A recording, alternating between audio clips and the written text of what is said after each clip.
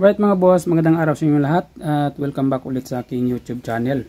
So for today's video mga boss ay magkakabit tayo ng microphone input module sa ating video key machine. So ito po yung ating microphone input module. So paano ba ikabit ito mga boss?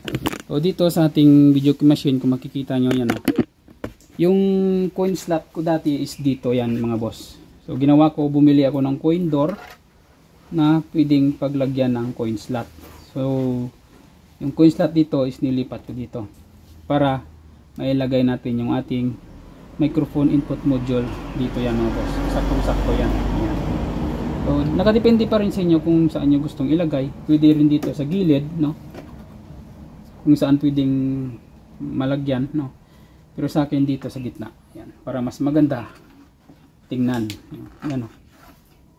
Dagdag forma sa ating video key machine mga boss. Ayan. At visible sa mga nagre-renta. Ayan. Para sila na mismo magpihit ng lakas ng volume. Kung gusto nilang pahinaan, yan. Or kung gusto nilang lakasan. So ngayon mga boss ay turok sa inyo kung paano magkabit, no? So makita nyo meron na tayong nakaabang na wire dito ng ating microphone wire. So papakita ko sa inyo sa loob. So ito po siya. Yan, papunta na po yan sa ating player, no? Pwede rin sa amplifier nyo ikabit, depende sa inyo kung saan nyo gustong ikabit yan mga boss. Yan. Pero sa akin dito ko nilalagay sa player kasi maganda yung tunog ng ganitong klaseng player, maganda yung wire nya, yung microphone nya, ganda ng tunog dahil meron siyang tone control. Yan. Okay din naman sa amplifier, meron ding tone control, kaya lang mas bet ko dito sa player. So ngayon mga boss ay sisimulan nating magkabit ng ating microphone input module. So unang-una syempre lagyan nyo ng lead. So ito po yung pagkagawa ko ng wire, no? Yung puti at saka pula pinagsama ko, tapos yung isang ground is nakaspirit yan. Ganon din sa isang mic. So nakadepende na rin sa inyo yan mga boss kung ano yung pagdiskarte nyo sa pag-combine ng wire dito. So, dito ganon din. Yung white yung blue at saka red pinagsama ko na para sa positive, tapos yung ground ito. So unahin muna nating isolda yung positive mga boss. So sa pag solda mga boss, dapat kapalan nyo yung inyong lead para kumapit ng maganda yung inyong pagkasolda.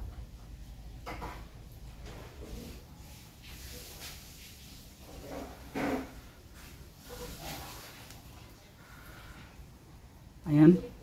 After nyo masolda yung positive mga boss, babalutin nyo muna to ng electrical tape. Kapalan nyo mga boss kasi pag hindi nyo pinapalan, manipis lang yung lagay nyo ng ng electrical tape, nakaka-detect ng ground, no? Kapag ginawakan nyo yung wire, nag-grounded siya. So lagyan muna natin mga boss ng electrical tape.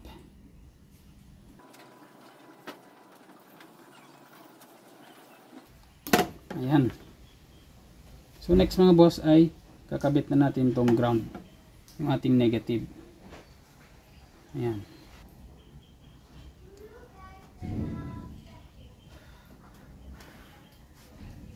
Alright, so kapit na kapit yung lead natin.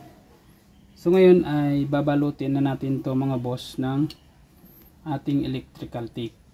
Ayan, kapalan nyo lang ng masyado mga boss. Kung gaano kakapal yung insulator ng wire na to, ganon din dapat kakapal or masobra pa.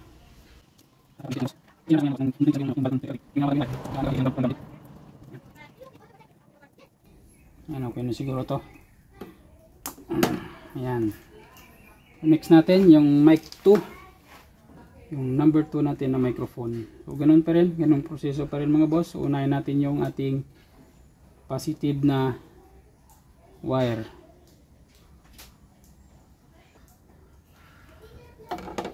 Siya nga pala mga boss, gustong umorder, no, ng ating mic module, ilalagay ko yung Shopee account natin, yung link sa description. Meron po pala tayong dalawang klaseng mic module.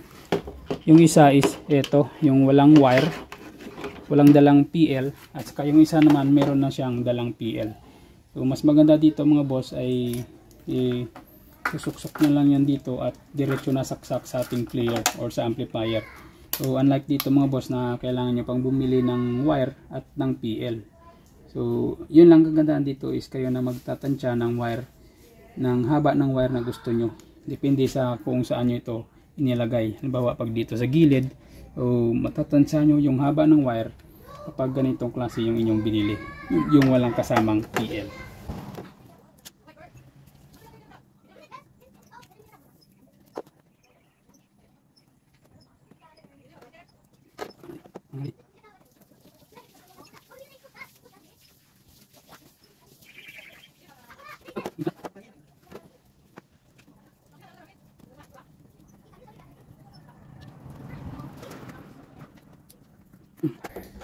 Alright, so ngayon mga boss ay i-screw na natin to.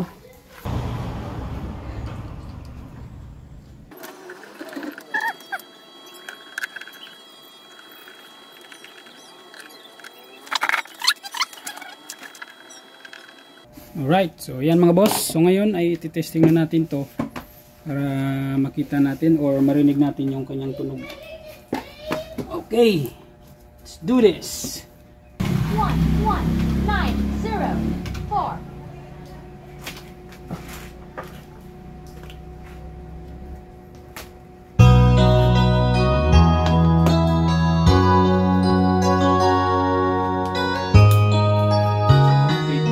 Check, testing, sound check, hey. One-sided love brought the seesaw down. I took it rough when I hit the ground. You went your way and I went half wild. But girl, you'd understand if your heart was mine. I'll never wish a lonely heart on good. It's not your fault I choose to play the fool. One day may come when you'll be in my shoes. If we had an exchange of hearts, then you'd know why I fell apart. Alright mga boss, so yun na nga yung ating demo sa pagkabit ng ating microphone input module at syempre sa pag-testing na rin yung quality ng sound niya. So yan mga boss, so hanggang dyan lang muna yung ating video. So sa hindi pa pala nakapag-subscribe sa ating channel, please subscribe and pahit ng notification bell para maging updated kayo sa next nating mga i-upload na video. So maraming salamat sa inyong panonood. God bless us all and peace out.